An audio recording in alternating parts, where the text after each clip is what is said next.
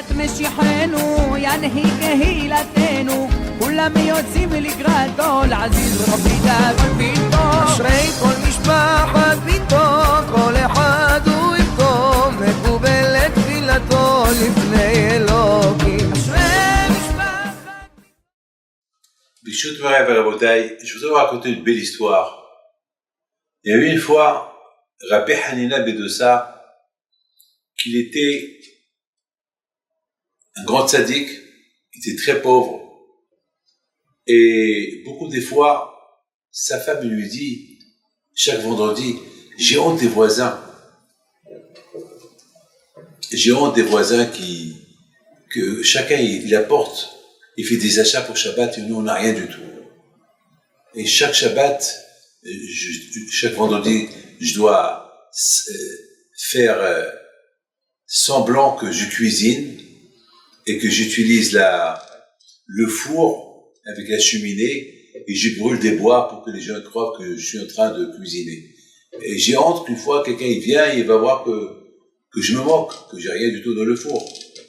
Rabbi Hanina Bedossa lui dit, ma fille, ce que Hachem il veut, qu'est-ce que je fasse? Et lui dit, c'est pas normal que nous, on vit comme ça, de cette façon, alors que toi, du matin au soir, tu étudies la Torah. Rabbi Hanina Bedossa, alav shalom, il lui dit, ma fille, Dieu est grand. Et ce jour-là-bas, c'était un vendredi, il y a une voisine qui tape à la porte, elle rentre, et dit à la fin de Rabbi Hanina Bedossa, je sais que tu te moques, je sais que tu n'as rien au four, parce que j'ai surveillé toute la semaine, tu n'es pas censé être chez toi, tu n'as pas fait de marché, et même ton mari, je ne l'ai pas vu apporter des légumes, etc. de dehors. Donc, cette cheminée-là, c'est du bluff. Et cette femme, qu'est-ce qu'elle fait? Elle va vers le cheminée, elle ouvre le four, et il y a un miracle. Il y avait là-bas plein de marmites, plein de manger, un miracle. C'est comme ça que Rabbi Hanina Bedossa, il vivait par des miracles. Mes amis, un jour, Rabbi Hanina Bedossa et sa femme, ils ont prié à Akadosh Baruch Hu pour qu'Akadosh Baruch Hu leur envoie un peu de parnassa. Parce qu'ils vivaient pauvrement. Et voilà, il y a un pied d'une table qui descend à la maison. Un diamant. Il a pris un petit diamant de là-bas pour l'expertiser. Et ils ont dit, ce diamant-là coûte des millions. Il n'a pas de prix. À lui, vite, tout de suite, il s'est rappelé qu'il a un pied là-bas plein de diamants. Ça veut dire qu'il est multiple. Ça veut dire que du ciel, ils l'ont écouté, ils lui ont donné une parnassa de quoi vivre des millions d'années.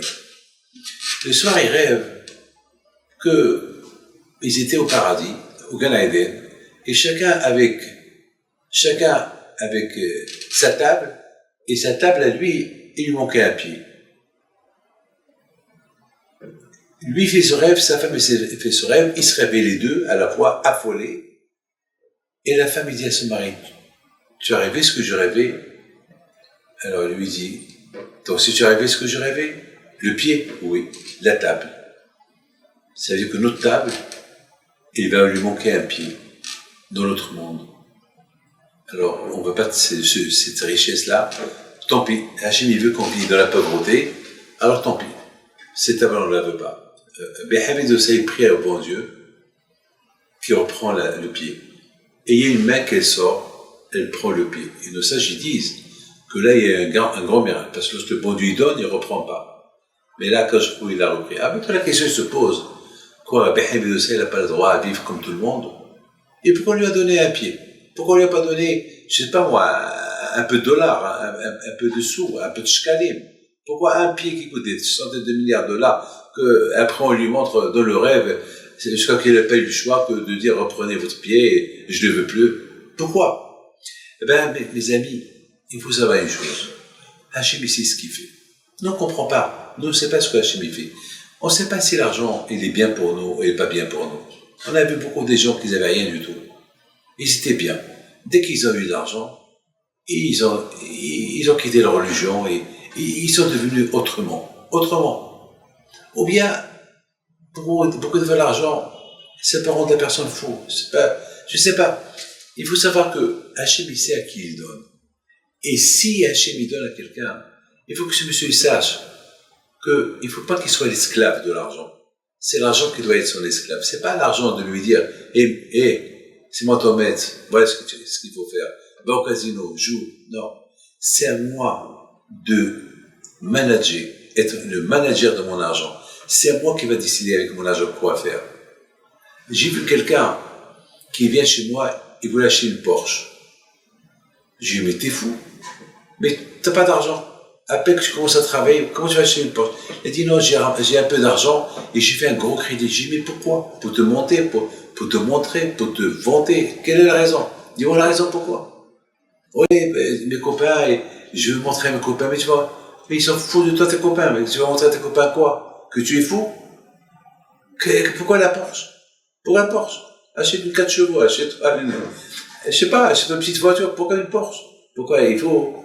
En plus, il voulait acheter une Porsche jaune. Alors là, ça attirait la haine. En plus, il veut une bracha contre la haine. Je lui dis, une bracha contre la haine, mais le contraire, ma bracha va t'apporter quoi haine? Je ne peux pas te faire une bracha comme ça. Et je l'ai un peu cassé pour ne pas qu'il achète. En plus, il faut savoir que tu achètes une Porsche. Alors, une fois quelqu'un, il a acheté une belle voiture, très belle voiture. Je peux pas vous dire, une voiture qui a coûté presque $1 demi-million, et c'est très sport, et il voulait, c'était bien mis, il voulait que je monte dans sa voiture pour les bénir. Je suis comme ça, voir la voiture, je vois devant moi, je dis, moi je vais rentrer dans cette voiture, déjà, comment je vais rentrer dans cette voiture? Comment? Il faut, tu veux me rendre une sardine, dans une boîte de sardines? Comment je vais rentrer dans cette voiture? Je sais pas, je suis grand de taille, je suis un peu fort, j'ai pas l'habitude. Et tu crois que moi je vais rentrer là? Mais en montant de ces voitures, les gens ils vont me voir, déjà, elle attire l'œil, chacun va la voir. Ils vont voir un rabbin, et ils vont croire que les juifs, et ça, ils mettent les rabbins sur le rabbin, maintenant, les juifs, ça, ils commencent à acheter des Lamborghini, t'es fou ou quoi? Elle me dit, alors, laisse-moi ton chapeau dans la voiture. Je dis, moi, je te laisse ce chapeau dans la voiture. Voilà, fais un tour avec mon chapeau, mais boule, mon chapeau. Qu'est-ce qu'il a, mon chapeau? Ben, les gens ne pensent pas, les gens ne savent pas, les gens ne veulent pas comprendre. Mes amis, combien il faut savoir une chose, que la richesse, c'est bien de Akadosh Baruch Hu. Le message de Rabbi Chaim de ça, c'était que Hachem a décidé que pour que Rabbi Chaim de ça, toutes ses prières montent chez Hachem. D'ailleurs, il était un homme de prière. Tout celui qui était malade, il lui faisait une bracha, il va guérir. Il était un grand tzaddik. Toute la force de Rabbi Chaim de ça, c'était parce que il n'y avait rien qui pouvait le déranger dans sa vie. Il n'avait que lui et Hachem. C'est pour ça qu'il n'a pas voulu donner de l'argent qui vont l'embêter. Il dépendait d'Hachem, Hachem lui a envoyé de quoi manger, de quoi vivre. Et même sa femme a compris que ça doit être comme ça. Donc mes amis, il ne faut pas trop insister pour avoir de l'argent, pour avoir de la richesse. On dit dans la prière, c'est Hachem qui décide à qui donne l'argent, et c'est Hachem qui décide à qui donner la gloire et le kavod. C'est pas peine de chercher, tu les cherches, tu vas pas les trouver. Et si vraiment tu insistes à les trouver, il se peut, c'est pour ton malheur. Alors, prie à Hachem, si tu mérites, tu auras. Que Dieu fasse que vous aurez toujours ce que vous avez besoin. Amen.